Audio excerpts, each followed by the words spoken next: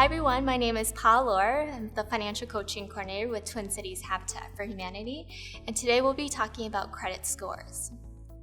So credit scores are kind of your financial rating, and it's a measure of how likely you are to repay debt. So it's kind of your financial reputation and a grading of where you stand. Your credit score affects your ability to borrow money, but also the cost of doing so. So higher credit score individuals will probably pay a little bit less in interest because they have that higher credit score, so they have a higher rating. A lot of lenders will see them as lower risk, and so the cost for them to borrow money will be lower because they're not charged as high of an interest rate. So I think most people have some idea of that already, but I think what people don't know as much is that your credit score also affects various other parts of your life. For example, like your insurance rates are correlated with your credit score. You may pay higher premiums, insurance premiums, if you have lower credit or like a credit score that's less desirable. Employment, some employers will pull your credit or may require that you have a credit score of a certain limit to be employed with them, and then also rental opportunities. When you apply for rental units, some landlords will require a credit score of at least like a certain level, and they'll have that threshold. And so credit score not just only affects you financially and borrowing money, but also a lot of other aspects and areas of your life as well. So when we talk about credit scores, it's also important to note that there's a lot of various scoring models out there, and it may vary from one credit bureau to another. So credit bureaus are the companies that give you a rating and collect all of your credit information. So we have TransUnion, Experian, Equifax, and they all may use a different scoring model.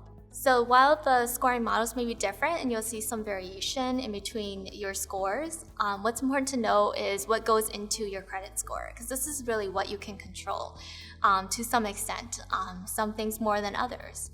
So the components of a credit score, the largest part, 35% of what makes up your credit score, is your payment history. Do you pay on time? Do you have any late payments? Do you have any collections accounts? These all have a really strong impact on your credit score.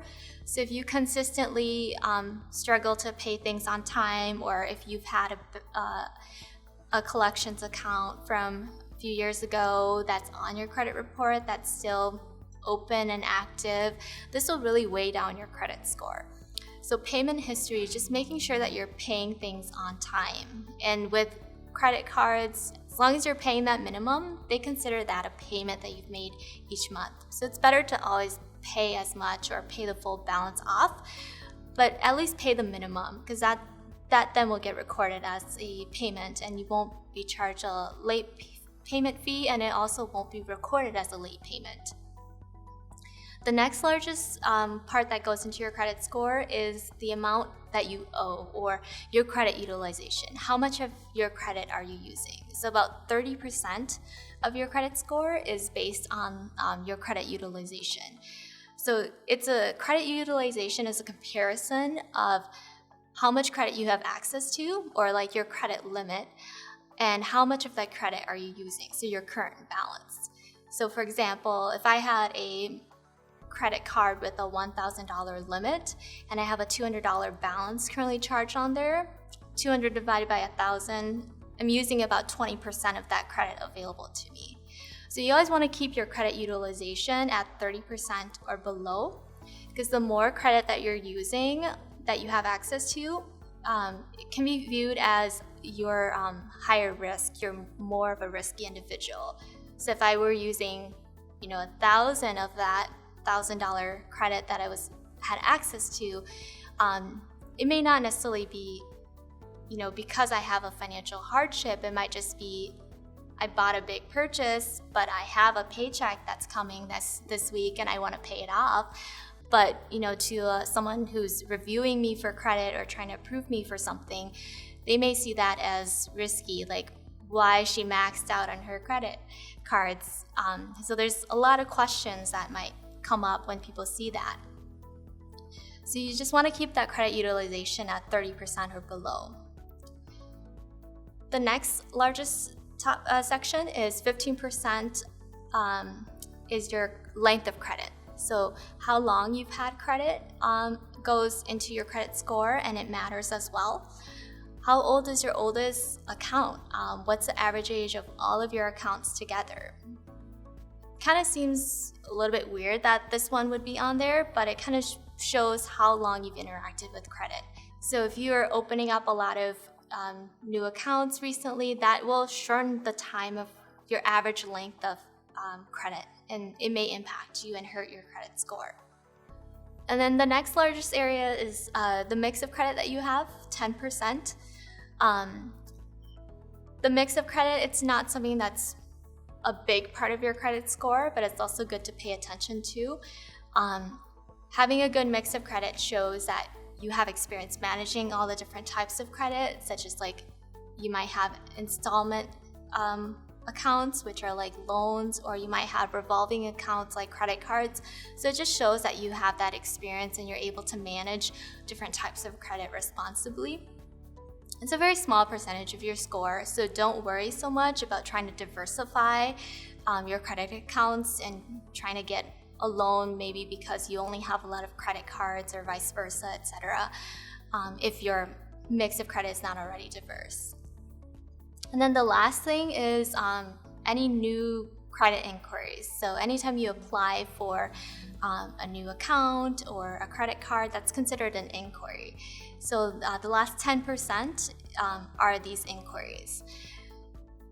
Typically, your scores will drop in nature after you recently apply for credit, but it's only really temporarily because, again, it's going back to thinking of in the eyes of the lender or someone who's approving you or looking at this who has no context for what's going on in your life. There may also be kind of some concerns of, why is this person trying to apply for credit and what's going on there?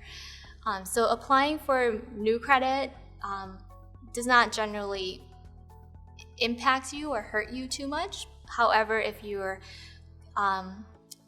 finding that you're consistently applying for a lot of new credit accounts in a short period of time, that can be a huge red flag and will have a big impact on your credit score.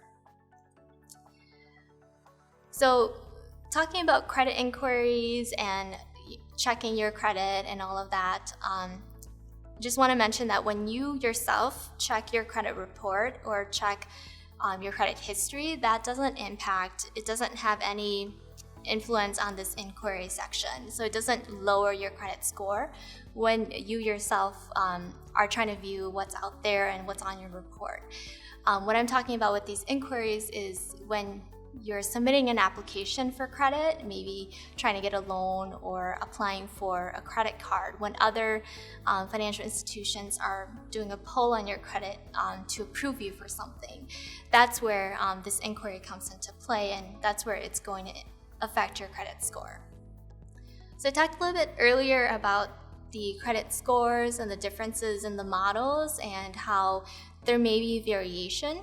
And I know some people who have checked their credit score before may see that there's differences with their score from Experian to the one that they're seeing on Equifax or TransUnion. And that's because there's a different scoring model that each credit bureau uses. So your credit score is just a snapshot in time. So it really depends on the timeline of when information is being reported, when is it being updated, and when you're pulling that information. So there may be some differences in, the date of your information with one credit bureau versus another credit bureau. And there's a lot of players involved, and so it's kind of everyone may not be in sync or may not be at the same place at the same time. So that's where you might see some of those variations in your score. Another difference may be the types of scoring models. The FICO model, it's more widely used, and then what's kind of gaining popularity now is a different scoring model called the Vantage scoring model. So I kind of see it like you have your GPAs, and it's the difference between a weighted GPA and an unweighted GPA. They're scoring your interactions and your credit behavior, but they're weighing different things differently. And within those two scoring models, there's different versions too, and so all of those things together can affect the scores that you're seeing and can explain why there's some differences there.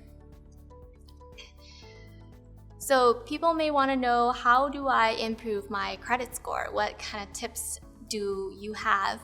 I think the biggest thing is just knowing what's on your credit report, making sure that the information is accurate, and just paying attention to the components that make up your credit score.